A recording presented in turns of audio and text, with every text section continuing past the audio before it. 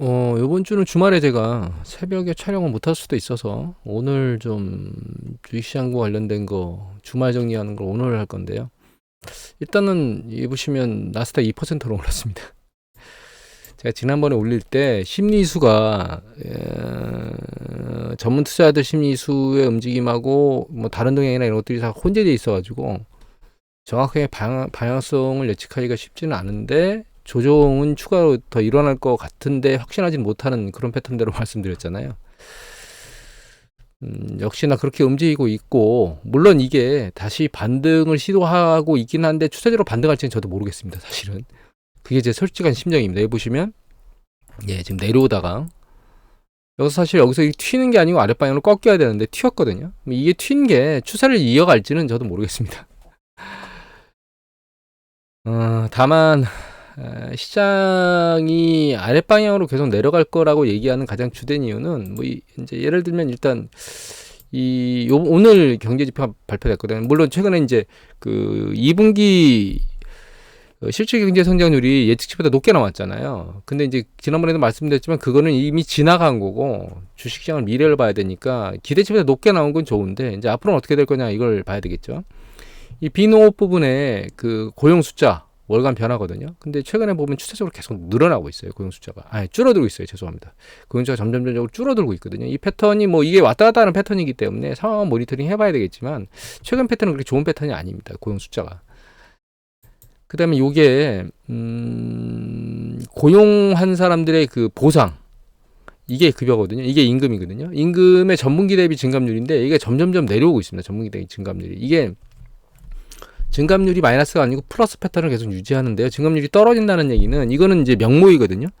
그러니까 소비자 물가 상승률에 대한 부분을 생각해 보면 이렇게 계속 빠진다는 얘기는 좋은 얘기가 아닙니다. 이게 평상적으로 유지하거나 이런 상황이어야지 이게 빠지면 물가 상승률 1.5분 빠지긴 하지만 사실 퍼센테이지가 연 단위로 보면 지금 2% 후반대든가요? 잠깐 기억이 안 나와서 화면을 하나 올렸습니다.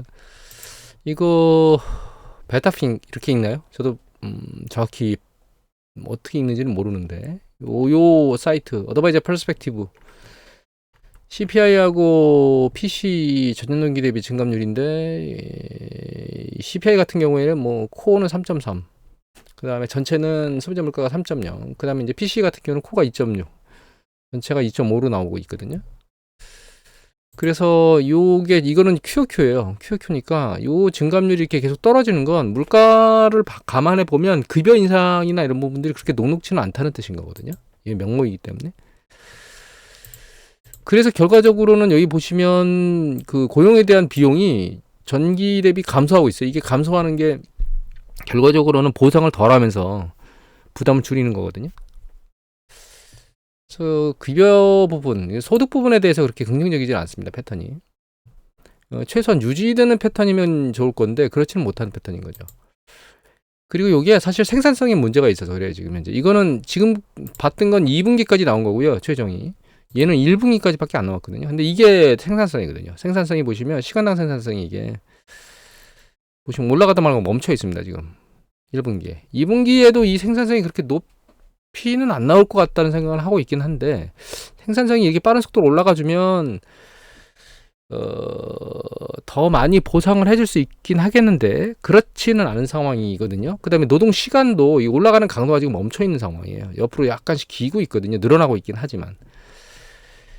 그래서 기업 입장에서는 급여라든가 혹은 급여 이외의 보상이라든가 이런 것들을 플러스 알파로 만들어주기에는 그렇게 녹록지는 않은 상황입니다.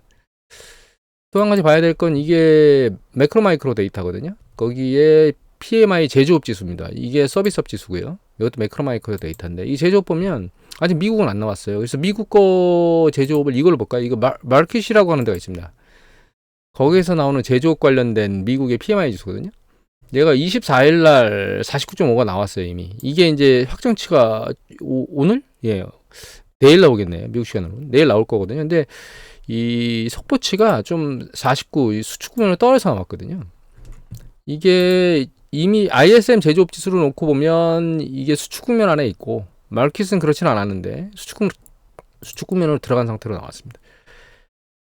그리고 유럽 같은 경우에도 보시면 이게 점점점 강도가 여기서 올라오는 것처럼 보이다가 5월까지 떨어지고 있죠 지금.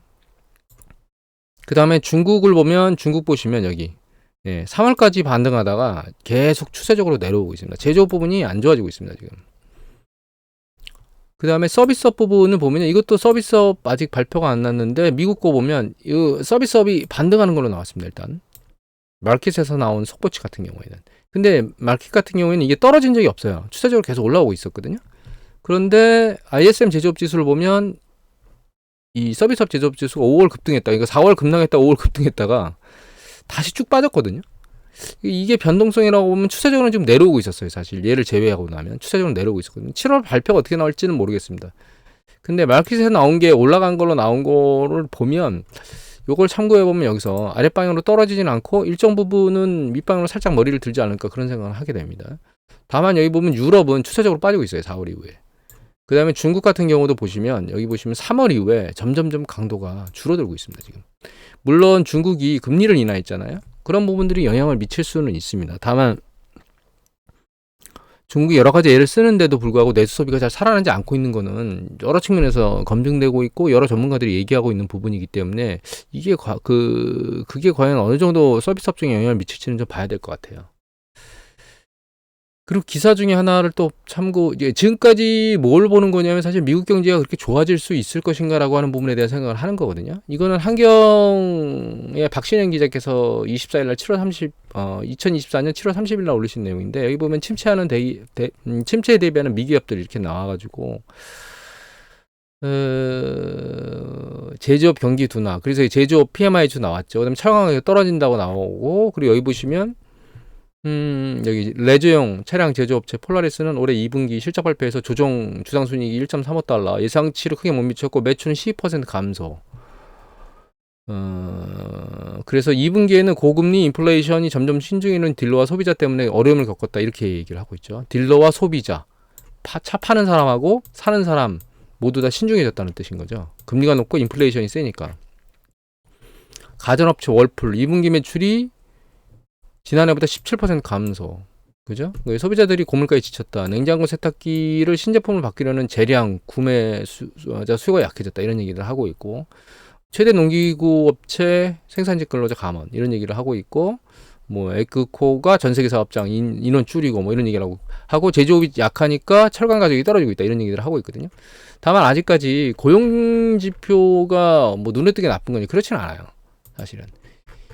이거 BLS 노동통계국에서 나오는 이게 고용 숫자거든요. 전체 고용 숫자는 추세적으로 계속 늘어나고 있는 상태를 보이고 있습니다. 그리고 여기 보시면 좀 전에 제조업 얘기를 했는데 제조업은 보면 추세가 늘질 않고 옆으로 기고 있는 상태가 굉장히 오래됐어요.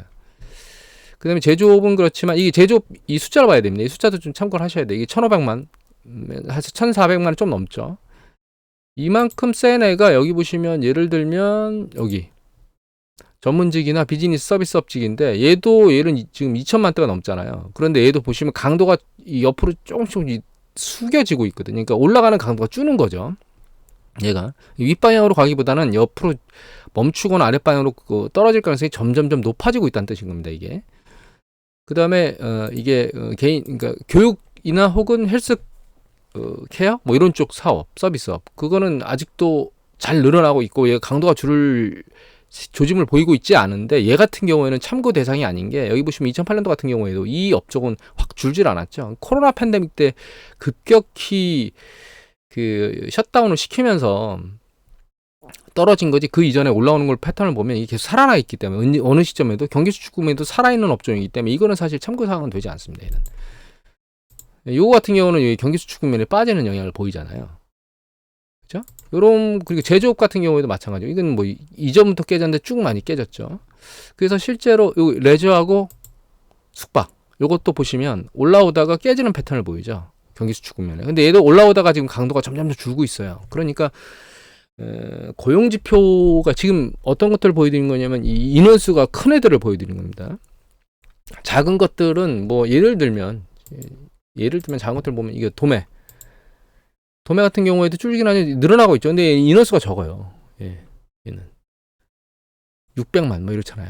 얘가 소매도 많긴 한데 얘도 보시면 강도가 늘어나고 있긴 합니다. 얘는 근데 이거 이외에 이제 아까 참고로 해야 될 사항이 뭐 예를 들면 요거 아니고 요거 서비스 전문직이나 혹은 비즈니스 관련된 서비스 강도가 줄고 있다는 거. 그다음에 레저, 숙박.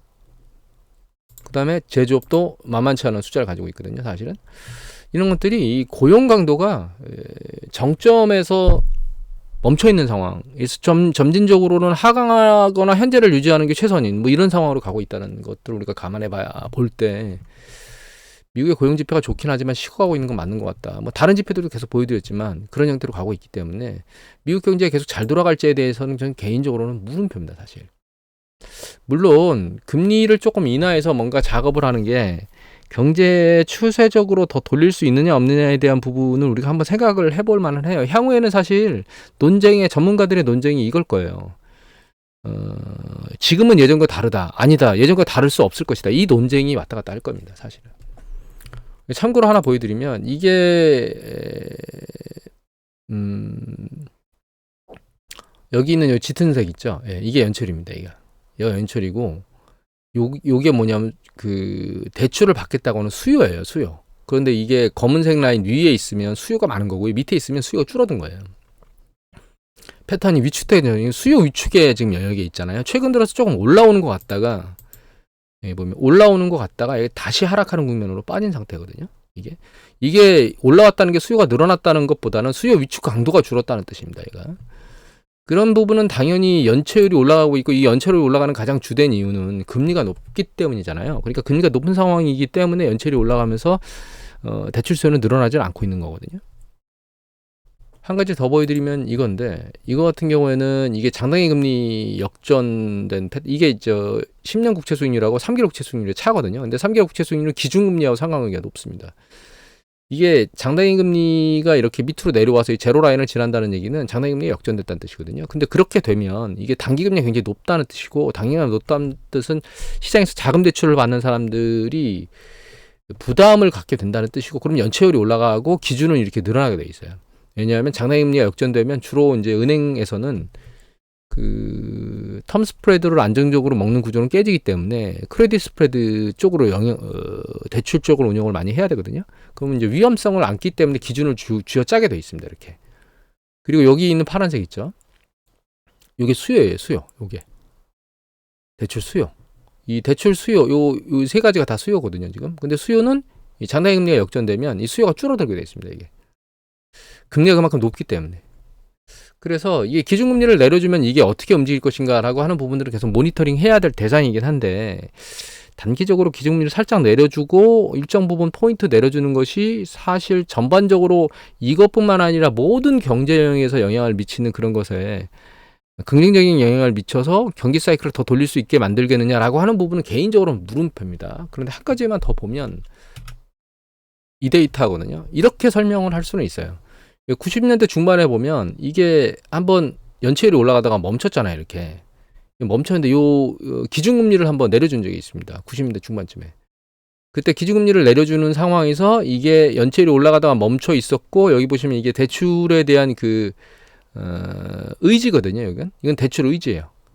기준이나 저희 강화하거나 그런 게 아니고 그 대출 의지에 대한 부분이 살짝 늘어나면서 이 소비자 대출에 대한 그러니까 금융기관이 소비자 대출을 좀 더 늘리겠다고 하는 의지를 보여주는 거거든요. 그게 살짝 올라가서 플러스로 다시 터닝해서 움직이면서 연체율은 강도가 주는 뭐 이런 패턴을 만든 적이 있습니다.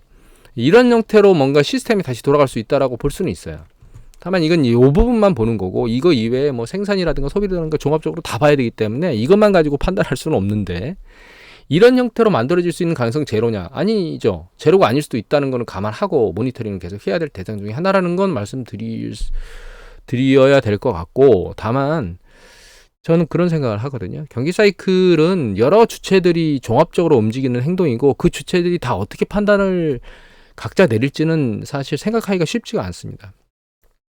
그럼에도 불구하고 과거에 계속 반복적으로 중앙은행과 행정부는 경기가 수축할 때 경기 수축을 방어하기 위해서 많은 노력들을 해왔고 그렇지만 그 노력이 결과적으로는 물거품이 되면서 경기 수축을 반복했던 게 사실 경기 순환이거든요. 이거에 또 좀 더 복합적으로 말씀을 드리면 더 경기 수축 가능성이 높을 것 같다라는 생각을 하실 수 있겠지만 그것까지 얘기 드릴 필요는 없을 것 같고 다만 무조건 한쪽으로 움직인다를 100으로 말할 수는 없는 상황이다. 다만 저 같은 경우에는 경기 수축이 일어날 것이다 라고 하는 쪽으로 더 무게감을 두고 있다. 이렇게 이해를 하시면 될 것 같아요. 그리고 국채 이건 참고사항인데 그냥 넘어가고요. 설명드릴 필요가 없을 것 같고 그리고 이제 이거는 미국 재무부에서 국채 발행 8월부터 10월까지 어떻게 할 거다라고 이제 나왔거든요. 발표가 나왔는데 보시면 이게 5월부터 7월까지 나온 발표하고 거의 똑같아요. 똑같죠. 거의 똑같은 게 아니라 똑같습니다.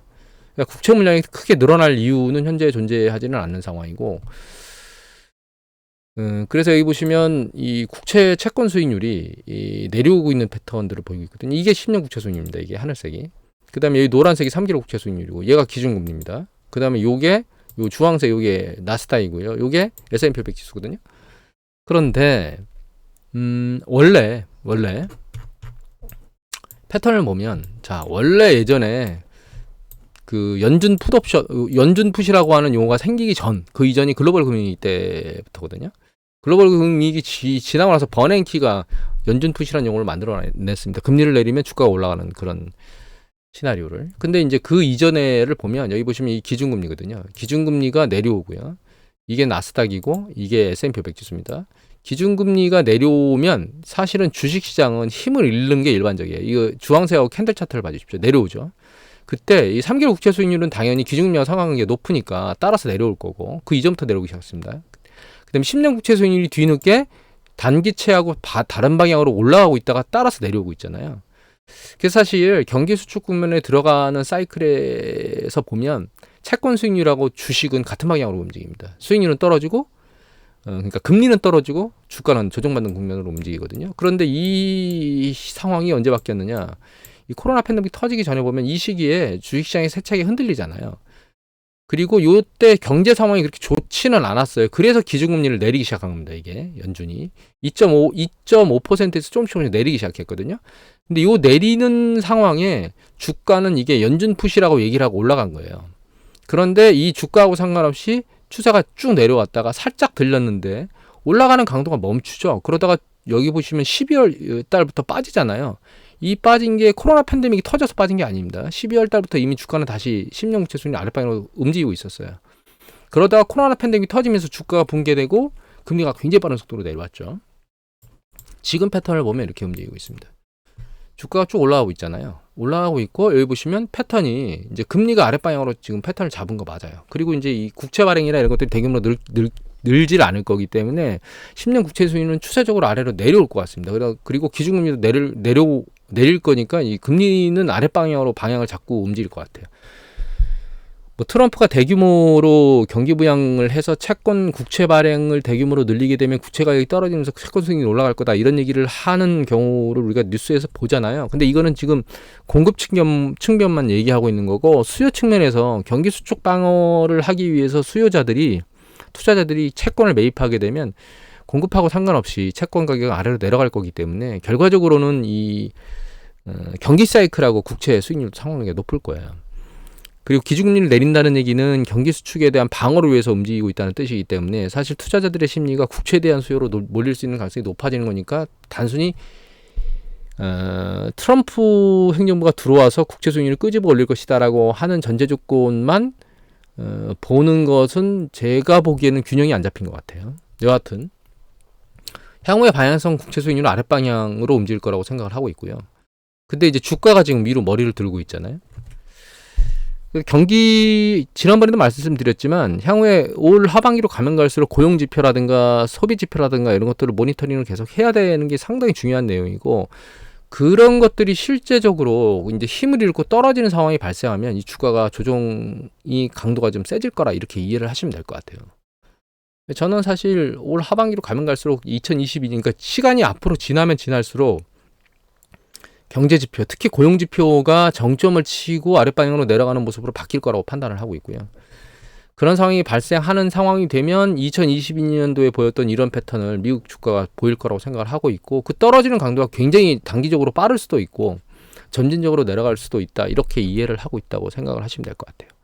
그래서 제가 채권 시장에 대한 얘기를 나중에 시간이 나면 드린다고 말씀드렸는데 여기에 지금 채권에 대한 패턴도 포함되어 있는 거거든요. 아직까지는 바이든 행정부에서 채권을 급격히 늘리지는 않을 것 같아요. 이거 올해 지나기 전까지, 올까지는. 트럼프가 들어오면 트럼프가 뭐 대규모로 경기 부양이나 이런 것들을 통해서 국채 발행을 하거나 뭐 이런 액션을 취할 거라고 얘기들을 하고 있긴 한데 실제로 그렇게 하려면 하원의 어떤 의결을 받고 통과를 해야 되잖아요. 그런 부분이 있기 때문에 그게 트럼프 맘대로 사실 되지는 않을 겁니다. 다만 그게 힘을 받으려면 국채 발행이나 이런 것들을 대규모로 자금 조달하는 게 힘을 받으려면 결과적으로 경기 수축 국면에 경기 수축이 될 거라고 상황이 진행되면 그런 상황이 가능하겠죠. 그럼 입장에서 놓고 보면 사실 경기 수축이 되는 거하고 트럼프가 대규모로 자금을 집행하는 것은 사실 같이 움직일 가능성이 높거든요. 그런 관점에서 놓고 보면 전 채권 수익률 윗방향이 아니고 아랫방향으로 움직일 거라는 생각을 하고 있습니다. 개인적으로. 마지막으로 말씀드릴 게 환율이거든요. 환율인데 환율 같은 경우에 보시면 얘가 지금 좀 길어질 것 같네요. 벌써 20분인데 이 파란색 있죠? 얘가 달러 인덱스입니다. 그 다음에 여기 하늘색, 요게 기준금리예요. 요게 기준금리고, 그 다음에 요게 달러 N 환율입니다. 이게 달러 원 달러 환율이에요. 달러 원 환율이거든요. 얘가 최근 이제 금리 인하 뭐 어쩌고저쩌고 얘기가 나오면서 이게 내려오고 있는데 우리나라 내려오는 강도가 상당히 약하고 일본이 굉장히 빠른 속도로 움직이고 있습니다. 일본은 지난번에 그 일본의 국민연금이 포트폴리오를 일본 쪽으로 미국 걸 줄이고 뭐 이런 얘기들이 나왔기 때문에 한번 세차게 밑으로 밀어내렸고, 일본으로 볼까요 이제?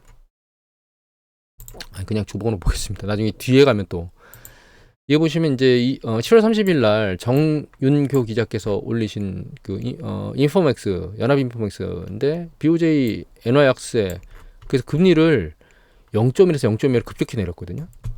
굉장히 빠른 속도로 내렸죠. 그러니까 이게 국채에 대한 이자 부담은 감안하고 일단 그거보다는 인플레이션 압력에 좀 더 치중하면서 액션을 실제로 취한 거 맞는 것 같습니다. 일단 국채에 대한 부분은 나중에 감안하고 이걸 하겠다 이런 형태인 거죠. 그리고 자금을 풀던 채권 매입 규모도 절반으로 줄인다 그랬거든요. 결과적으로 달러 엔화 가치를 높이겠다는 액션으로 공격적으로 움직이고 있는 것 같습니다. 엔화당 1렌당 8.5원이 바닥일 거라고 얘기를 드렸는데 그게 깨질 수 있을 것 같은 움직임을 보이다가 최근에 보면 이제 바닥을 찍은 게 맞는 것처럼 보이거든요. 이게 추세적으로 얼마나 강력히 내려올지는 저도 지금은 판단하기가 쉽지 않을 것 같습니다. 사실은. 일본이 정말 저렇게 공격적으로 금리를 올릴 수 있겠는가라고 하는 부분은 저는 아직은 가능성이 그렇게 높지는 않다고 보고 있어요. 왜냐하면 미국 경제가 깨지면 일본이 금리를 못 올릴 겁니다. 왜냐하면 글로벌 경제가 수축될 거니까 일본 경제도 안 좋아질 거거든요. 그런 관점에서 놓고 보면 결과적으로는 금리가 인상이 아니고 인하 쪽으로 터닝하거나 현재를 묶거나 뭐 이런 패턴으로 갈 거기 때문에 상황은 이제 모니터링을 해봐야 될 것 같고요. 우리나라 금리가 내려왔는데 우리나라 환율이 내려왔는데 우리나라 환율이 내려오는 게 사실 그렇게 강도가 세진 않아요. 물론 뭐 달러 인덱스가 내려온 강도보다 많이 빠지긴 했지만 최근에 보면 그럼에도 불구하고 사실 우리나라 환율이 아랫방향보다는 윗방향으로 점진적으로 추세를 올릴 거라고 생각하는 이유는 이게 이렇게 올라간다는 뜻이 아니고 내려왔다 하더라도 다시 올라간다는 뜻입니다. 여기 보시면 이게 코로나 팬데믹 때거든요. 코로나 팬데믹 때 보면 얘가 우리 원달러 환율이에요. 얘가. 그 다음에 이게 일본 기준금리입니다. 일본 기준금리를 내리죠. 얘가. 기준금리를 내리는데 이 기준금리를 왜 내릴까요? 예, 경기 수축 방어를 하기 위해서 내리잖아요. 그러면 여기 보시면 이게 지금 2020년 1월이거든요. 이 환율이 올라가죠. 그죠? 아직 코로나가 본격적으로 터진 때는 아닙니다. 물론 코로나 이슈 때문에 불안정하고 시장이 불안정해지니까 환율이 올라간 게 있긴 합니다. 주가 폭락하면서 여기가 주가 폭락 직전이잖아요. 그리고 주가 폭락하면서 환율이 급등하죠. 여기서 이렇게 깔딱깔딱 되는 게 확 올라가잖아요. 그 다음에 글로벌 금리 때 보면 여기 보시죠. 자, 기준금리가 쭉 올라갈 때 우리나라 환율이 계속 쭉 내려왔죠. 물론 이때는 우리나라가 중국이나 이런 쪽으로 대규모로 막 수출하면서 수출이 계속 좋았거든요. 그래서 우리나라 환율이 계속 아랫방향으로 빠진 겁니다. 우리나라 경제가 좋아서. 그런데 기준금리를 내리면서 주가가 조정을 받죠. 그러면서 환율이 꼼짝꼼짝 올라옵니다. 지금. 그러다가 한번 조정받고 반등하는 시기에 얘가 멈춰있는 것처럼 보이다가 살짝 내려오기도 했죠. 그러다가 갑자기 급등합니다. 환율이 내려오면서. 이제 주가가 내려오면서 환율이 급등합니다. 그리고 리먼 파산은 요 9월 달에 있었기 때문에 그 이전에는 사실 이렇게 빠른 속도로 올라갈 이유가 없었는데 올라간 거예요. 외국인이 자금을 급격히 이탈한 거죠. 국내 주식시장에서. 결과적으로 환율은 미국 경제가 계속 괜찮은 패턴을 보이게 되면 얘가 꼬물딱꼬물딱 내려와 줄 수는 있어요. 이렇게 꼬물딱꼬물딱. 그런데 미국 경제가 수축되는 방향으로 터닝하면 이 내려오는 게 갑자기 위로 들려 올라갈 겁니다. 환율은 그렇게 이해를 하시면 될 것 같고, 저는 미국의 경기가 수축되면서 글로벌 경제가 일정 부분 수축 국면으로 들어갔다가 다시 확장으로 될 거라고 보고 있기 때문에 우리나라 환율, 원달러 환율은 이게 조금 밑으로 내려올 수는 있긴 하지만 최종적으로는 사실 여기 있는 고점이 아니고 여기 있는 고점을 뚫을 거라는 생각을 하고 있습니다. 개인적으로. 이걸 못 뚫더라도 이 정도까지 갈 거라고 보고 있습니다. 이게 아마 1,450원인가 60원 아마 그럴 건데, 경기 수축이 강하면 이건 당연히 뚫을 거고요. 경기 수축 강도가 그렇게 강하지 않으면 이 정도까지는 올라갈 것이다. 근데 이 정도까지 올라가는 게 여기서 내려와서 올라갈 땐 이 정도일 거고, 지금 상황이라면 지금 상황으로 옆으로 횡보를 하면 얘를 뚫고 올라갈 거라고 판단을 하고 있습니다. 정리를 하면 저는 미국 경제가 수축할 거라고 보고 있고요. 그것 때문에 글로벌 경제는 모두 다 수축 방향으로 갈 거라고 이해를 하고 있고, PMI 지수를 보면 강도가 줄고 있는 것들의 느낌은 있을 겁니다. 근데 경제 지표로 보면 이게 이것만큼 쭈나라고 하는 느낌이 안 올 수도 있어요. 왜냐하면 예를 들면 미국의 산업 생산이나 재고나 뭐 판매 이런 것들을 보면 아래로 쭈는 게 아니고 옆으로 개걸음을 기거나 살짝 막 들리는 느낌이 보인다거나, 뭐 미국의 제조업 주문, 신규 주문 같은 것들을 보면 이게 그 내구재 같은 경우는 막 꼼딱꼼딱 위로 올라오고 있거든요. 전체는 옆으로 기고 있지만 그런 걸 보면 야, 이게 제조업은 이렇게 심리 지수가 움직이고 있는데 왜 지표들이 이렇게 나오는 거야? 그런 물음표를 찍을 수는 있습니다. 가동률도 조금씩 올라오고 있고 미국 같은 경우에는. 그럼에도 불구하고 그건 부분 지표인 거고, 사실 경제 주체들이 종합적으로 생각하는 걸 놓고 보면 저는 경기가 수축 국면으로 빠질 수밖에 없는 그런 필연에 계속 근접하고 있다고 보고 있고, 그래서 저는 예전과 다르지 않을 것이다 라고 하는 쪽에 더 무게감을 두고 있는 상황입니다. 예전과 다를 것이다가 아니고, 경기 사이클은 누적적으로 모든 경제 주체, 가계, 기업, 은행, 그 다음에 중앙은행과 행정부가 종합적으로 만들어내는 것들이거든요. 그래서 그 종합적으로 만들어지는 거는 점진적으로 누적적으로 한쪽 방향으로 추세를 잡으면 다른 쪽 방향으로 틀기가 쉽지가 않은 게 과거 패턴이었어요. 그래서 과거 경기가 계속 반복적으로 수축한 거거든요. 보시면 이렇게 수축과 확장을 반복한 거거든요. 지금도 확장의 끝자락으로 가고 있는 패턴들이 보이고 있고, 그리고 이렇게 수축 국면으로 가면 당연히 이 수축을 끝냈던 건 뭐냐, 그게 금리를 급격히 인하해 준 겁니다. 이 금리를 상당폭 인하해 줘서 다시 되돌린 거예요. 이게 금리를 한 1% 정도 내려가지고 다시 되돌린 적이 없다는 게 가장 중요한 포인트고, 개인적으로는 그래서 연준이 금리를 일정 부분까지 내려주지 않는 이상, 경기 수축, 경기가 너무 뜨거웠던 게 일정 부분 식지 않는 이상, 반대로 말씀드리면 일정 부분 식지 않는 이상 다시 재사이클로 팽창하기는 쉽지 않은 구조다, 이렇게 설명을 드리면서 끝내도록 하겠습니다.